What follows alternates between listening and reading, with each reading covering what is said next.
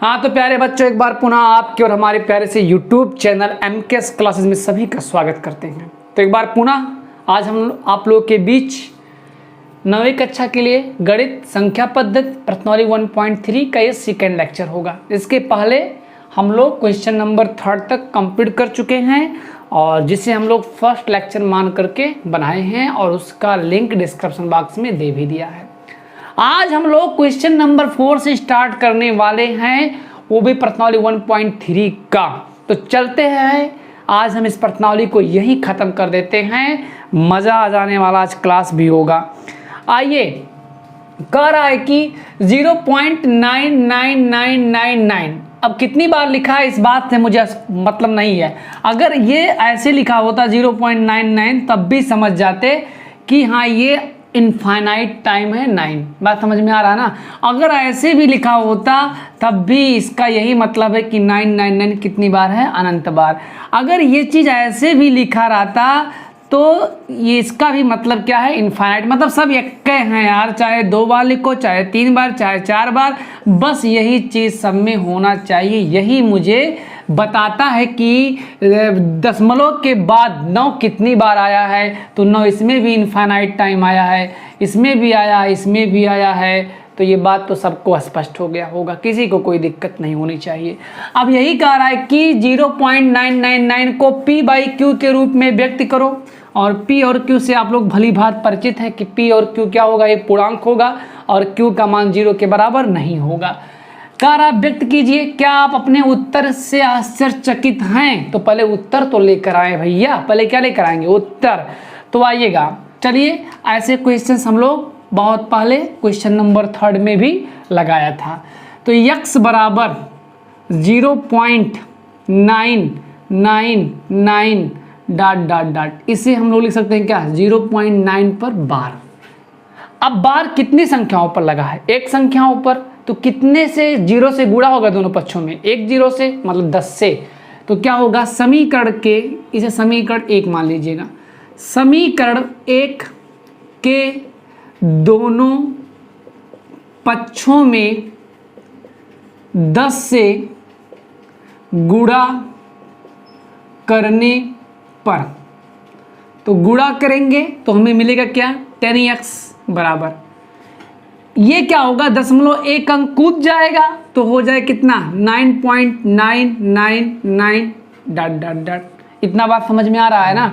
और ये समीकरण कितना हो जाएगा, 2 हो जाएगा। अगला कार्य हम क्या करते हैं भैया, 2 को 1 से घटाते हैं। तो यहाँ भी घटा दिया जाए, 2 - 1। तो 2 - 1 जब कर देंगे तो क्या बचेगा, 10x - x इक्वल 9.999। जितनी मर्तबा मन कहे उतनी बार लिखो, -0.999। ठीक है ना, 9 में से 9 गया, 0009। इस प्रकार से 10x - x कितना हो जाएगा, 9x बराबर आपको मिला कितना, 9। x बराबर कितना मिला, 1 मिला। इसका ये मतलब हो गया कि अगर हम इसे P/Q के रूप में लिखना चाहें तो कितना लिखेंगे भैया, 1/1। बात समझ में आ रहा है ना। अब आप लोग के मन में ये आ रहा होगा, पहला चीज़ तो मैंने इसको P/Q के रूप में व्यक्त कर दिया। मैंने इसको क्या किया, P/Q के रूप में व्यक्त कर दिया, इतना मुझे मिला। अब बात ये होनी चाहिए, क्या इतने से मुझे इतना मिल सकता है?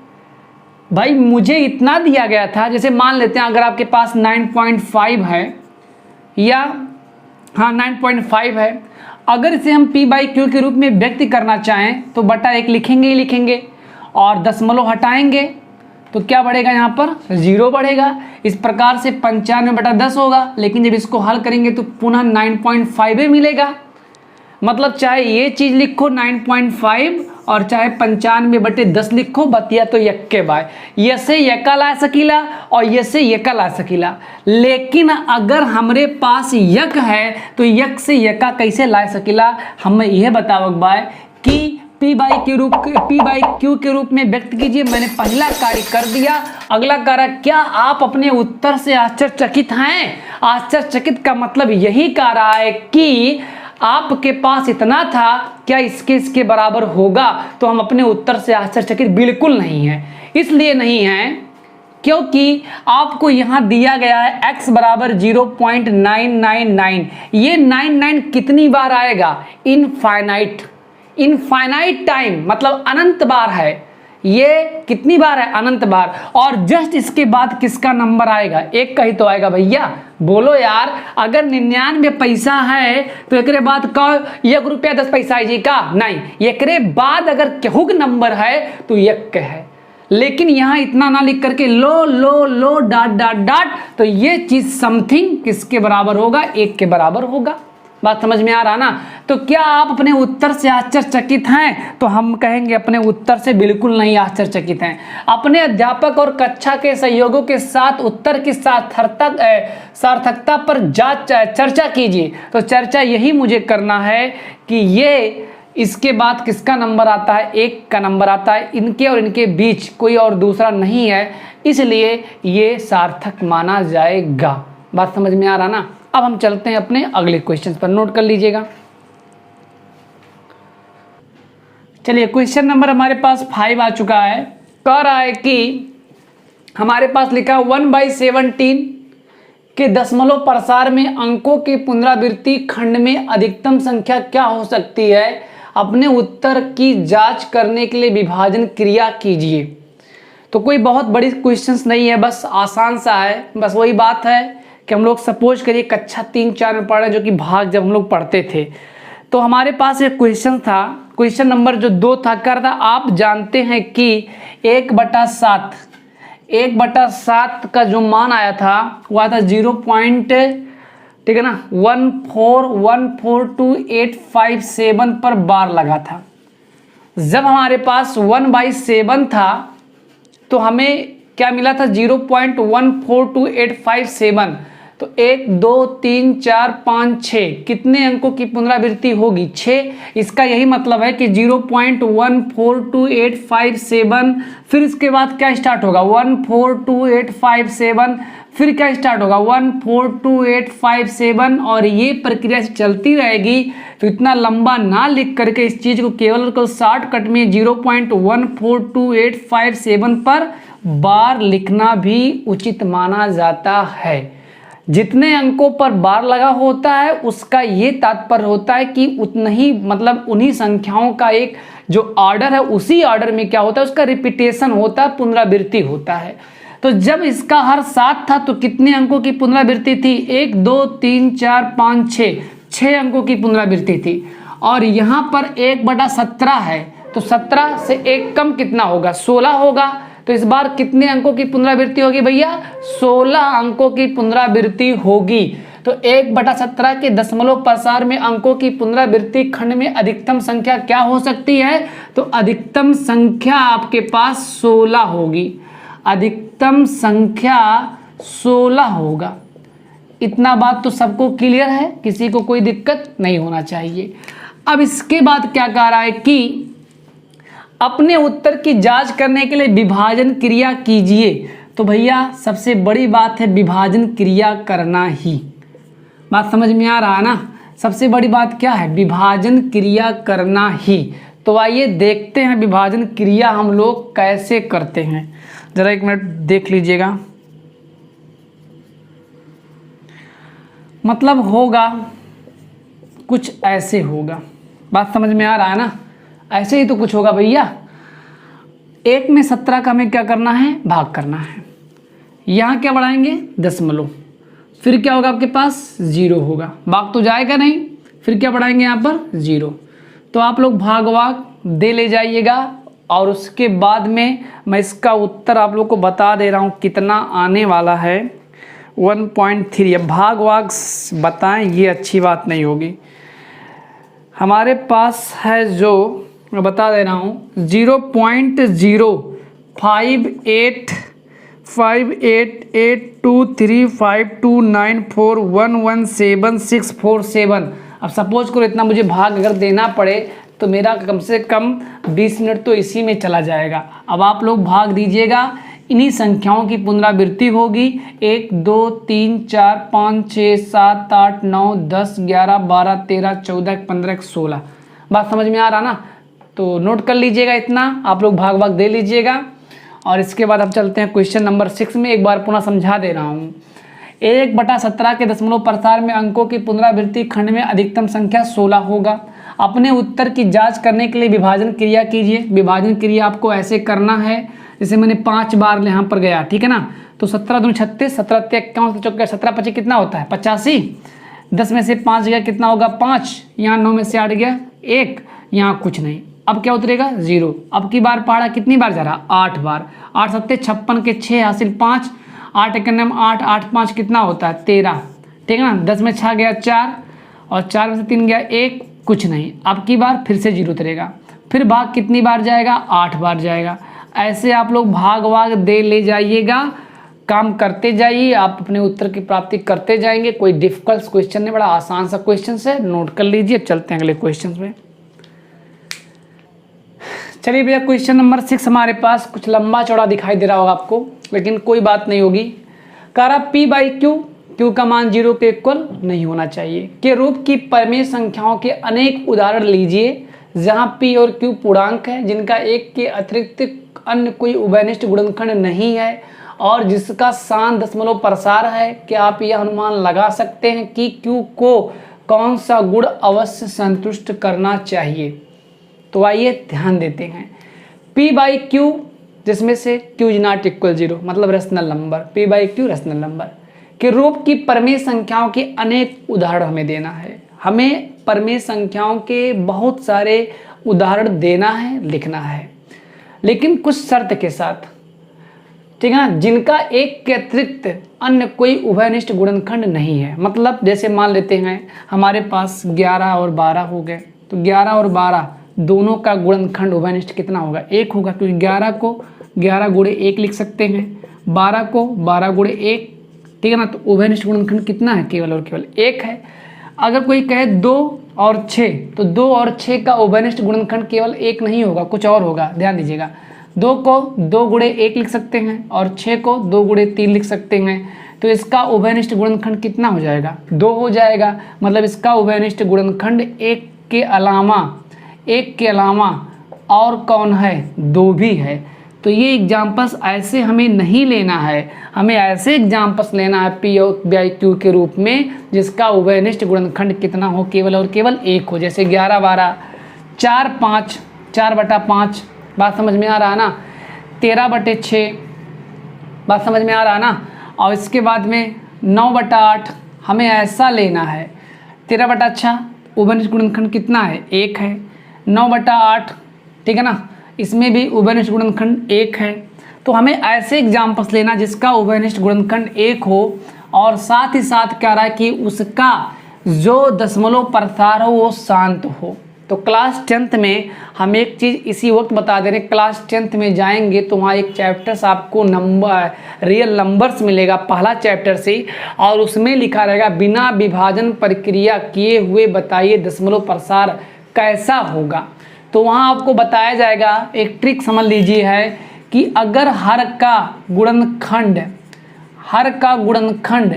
अगर 2 के पावर m गुणे 5 के पावर n के रूप का हो तो उस स्थिति में उसका दशमलव प्रसार शांत होगा। अगर केवल और केवल 2 द पावर m आ जाए तब भी उसका दशमलव प्रसार शांत होगा। अगर केवल 5 टू पावर m आ जाए तब भी उसका दशमलव प्रसार शांत होगा। अगर दोनों एक साथ आ जाए तब भी दशमलव प्रसार शांत होगा। मतलब 2 5 को छोड़ करके अगर कोई तीसरा आएगा तो उसका दशमलव प्रसार शांत ना हो करके अशांत होगा। इतना बात तो समझ में आ रहा है। अब यही चीज़ मुझे यहाँ फॉलो करना है।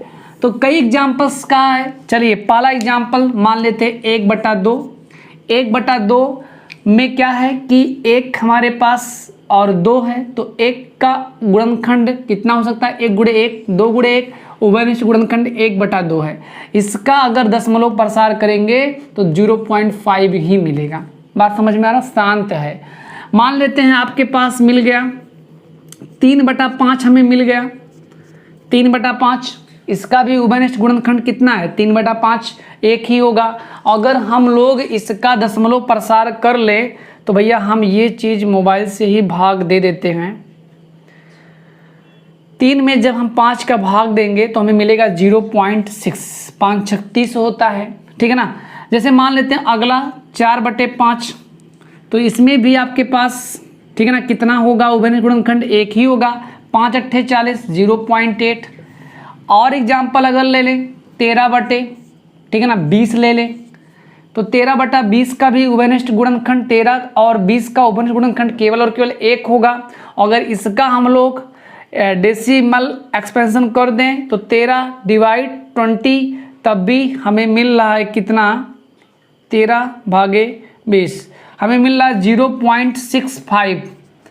और अगर हम ले लें तो मान लेते हैं हमारे पास आ गया 11/100 आ गया, ठीक है ना।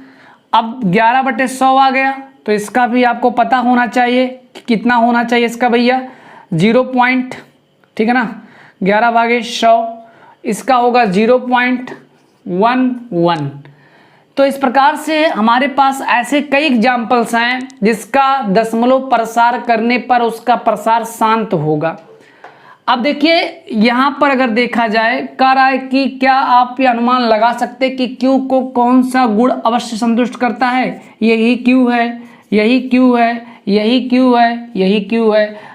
इसका अगर गुणनखंड करेंगे अभाज्य तो 2 × 1 मिलेगा, 5 का करेंगे तो 5 × 1 मिलेगा, ठीक है ना। 20 का करेंगे तो 5 × 2 मिलेगा, 100 का करेंगे तो 20 पंचे कितना होता है 100 और 2, ठीक है ना 2 दूनी 4 पंचे 20 पंचे 100, 2 दूना 4 पंचे 20 और 20 पंचे 100।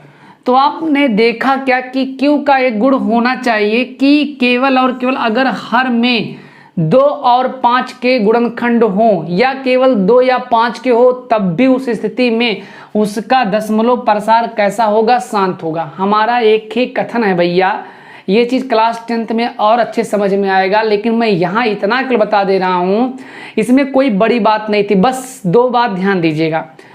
पहला स्थिति ये कहा है कि हमें ऐसा प्रमेय संख्या लेना है जिसमें P और Q के अभाज्य गुणनखंड केवल और केवल 1 हो। ये स्थिति मैंने फॉलो किया। साथ ही साथ कह रहा दशमलव प्रसार शांत हो, तो हमें हर में ऐसे संख्याओं को रखना है जिसका वो अभाज्य गुणनखंड में केवल और केवल या तो 2 हो या तो 5 हो, अथवा 2 और 5 दोनों एक साथ आए हों।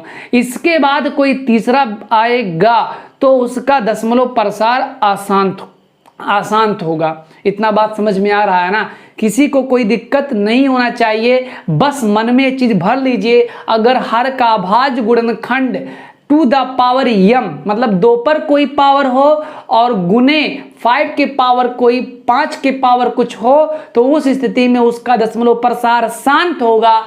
अगर केवल 2 ही आए तब भी शांत होगा, केवल 5 आए तब भी शांत होगा, और अगर दोनों एक साथ आ गए तब भी क्या होगा, शांत होगा। समझ में आ रहा है ना। अब हम चलते हैं अगले क्वेश्चन में। क्वेश्चन नंबर हमारे पास 7 आ गया। क्वेश्चन नंबर 7 पर ध्यान दीजिएगा आप लोग। कह रहा ऐसी 3 संख्याएं लिखिए जिनके दशमलव प्रसार अशांत अनावर्ती हों। तो क्वेश्चन नंबर 7 और 6 थोड़ा एक दूसरे से संबंध रखते हैं। जैसा हमने बताया, अगर कोई प्रमेय संख्या, इसको लिख भी लीजिए, अगर कोई प्रमेय संख्या है, कोई प्रमेय संख्या है और उसका हर to the power m into 5 to power n के रूप का हो,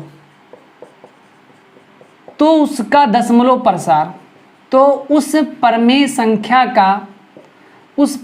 संख्या का दशमलव प्रसार शांत होगा। और यदि to the power m into 5 to power n के साथ कोई अन्य संख्या आ जाए, कोई अन्य संख्या आ जाए, तो उस स्थिति में उस प्रमेय संख्या का दशमलव प्रसार कैसा होगा, अशांत होगा। ये बात समझ में आया, कोई दिक्कत नहीं होना चाहिए, ठीक है ना। अब to the power m into 5 to power n का मतलब इतना है, जैसे मान लेते हैं अगर हमारे पास आ जाए, मान लेते हैं 11/4, कोई पूछे इसका दशमलव प्रसार कैसा होगा, तो हमने कहा शांत होगा। काहे होगा, क्योंकि 4 को 2 गुणे 2 लिख सकते हैं बराबर टू द पावर 2 लिख सकते हैं। तो आप कह सकते हैं कि सर जी 5 तो नहीं आया ना, लेकिन इसको हम 1 से गुणा कर सकते हैं ना, और 1 का मतलब 5 की पावर 0 लिख सकते हैं ना। तो इसका फॉलो किया कि नहीं किया, है ना। और अगर इसी के साथ 11/12 आ जाता तो 12 को लिख सकते क्या, 4 गुणे 3। और मैंने कहा कि 2 और 5 के अलावा कोई और संख्या अगर हर में आती है उसका गुणनखंड के रूप में, तो उसका प्रसार कैसा होगा भैया, अशांत होगा। लेकिन हमें यहाँ क्या कहा है, ऐसी 3 संख्याएं लिखिए जिनके दशमलव प्रसार कैसे हो, अशांत अनावर्ती हो। तो चलिए इसको भी बड़े आसानी से हम लोग लिख लेते हैं। जैसे मान लेते हैं पहला 0 पॉइंट हमने लिखा 1 2 3 3 2 1, बात समझ में आ रहा है ना। डॉट डॉट डॉट मतलब क्या है, ये देखिए अनावर्ती है। 1 2 3 ऑर्डर चेंज कर दिया मैंने, आपको जो लिखना है वो लिख लीजिए यार, अनंत इसके एग्जाम्पल्स होंगे। दूसरा एग्जाम्पल मैंने लिख लिया 0 पॉइंट, ठीक है ना, 5 3 2 1, ठीक है ना, 2 3 5 डॉट डॉट डॉट। ये भी हमारे पास अनावर्ती है, कोई रिपीटेशन नहीं है।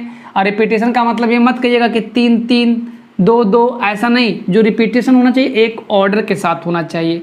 अगर 5 3 2 1 लिखा है, अगर यहाँ 5 3 2 1 लिख दिया डॉट डॉट डॉट, तो इसका मतलब भैया ये होगा और ये एग्जाम्पल्स गलत हो जाएगा। यहाँ बात समझ में आ रहा है ना। तो इस चीज़ को आप लोग इसी को एक हटा करके कुछ और लिख दीजिए डॉट डॉट। ये तीसरा एग्जाम्पल्स हमारे पास, ठीक है ना। मान लेते हैं 3.124603 डॉट डॉट डॉट। ये सब हमारे पास जितने दशमलव प्रसार वो अशांत अनावर्ती के हैं। आप जितने मन करे उतने बना लीजिए, कोई दिक्कत नहीं। अब चलते हैं अगले क्वेश्चंस में। चलिए क्वेश्चन नंबर हम लोग 9 पर ध्यान देते हैं। कह रहा बताइए कि निम्नलिखित संख्याओं में कौन कौन संख्याएं परमेय और कौन कौन संख्याएं अप्रमेय हैं। तो अब ध्यान दीजिएगा, परमेय और अप्रमेय बहुत अच्छे से मैंने बताया है। ये जो हमारा होगा फर्स्ट वाला अप्रमेय होगा, ठीक है ना। ये 225 को लिख सकते हैं 15, ठीक है ना, इसका वर्गमूल 15 होगा, तो ये परमेय हो जाएगा। ये भी परमेय होगा, क्यों होगा, क्योंकि हम लोग इसको लिख सकते हैं। देखिए यहाँ मतलब शेषफल 0 आया होगा इतना करने के बाद। इस चीज़ को आसानी से 3796 बटे 1 2 3 4 1 2 3 4 लिख सकते हैं ना। तो ये भी आपका परमेय होगा। यहाँ अगर हम बात करें 478478, तो ये हमारे पास क्या होगा, अप्रमेय होगा। क्यों अप्रमेय होगा, क्योंकि हमने पढ़ा कि अगर मान लेते हैं कि 0.33 लिखा रहे या 0.123 लिखा रहे डॉट डॉट डॉट, ठीक है ना, या ऐसे बार लगा रहे, तो हम समझ जाते हैं कि इसे हम लोग परमेय बना सकते हैं और बनाए भी हैं। अगर ऐसा है तब इसको भी परमेय बना सकते हैं। मतलब अगर हमारे पास अशांत आवृत्ति वाला होगा तो उसे परमेय बना सकते हैं, लेकिन ये अनावर्ती है, अशांत अनावर्ती है। क्योंकि देखिए रिपीटेशन जो हो रहा है एक सिस्टम से नहीं हो रहा। 4784 फिर उसके बाद 78 आ गया, तो ये हमारे पास अशांत अनावर्ती है, इसलिए ये अप्रमेय होगा। ये भी हमारे पास क्या होगा, अप्रमेय होगा। क्योंकि 101 001 आप देख ही रहे हैं कि रिपीटेशन सही से नहीं हो रहा है, एक ऑर्डर से नहीं हो रहा है, जिसके फलस्वरूप ये हमारे पास क्या होगा, अप्रमेय होगा। ये भी अप्रमेय होगा, ये भी अप्रमेय होगा, ये परमेय होगा और ये परमेय होगा। इस प्रकार से आज हमने इस प्रश्नावली को भी खत्म किया। वीडियो अच्छा लगा होगा तो लाइक शेयर सब्सक्राइब करना ना भूलिएगा।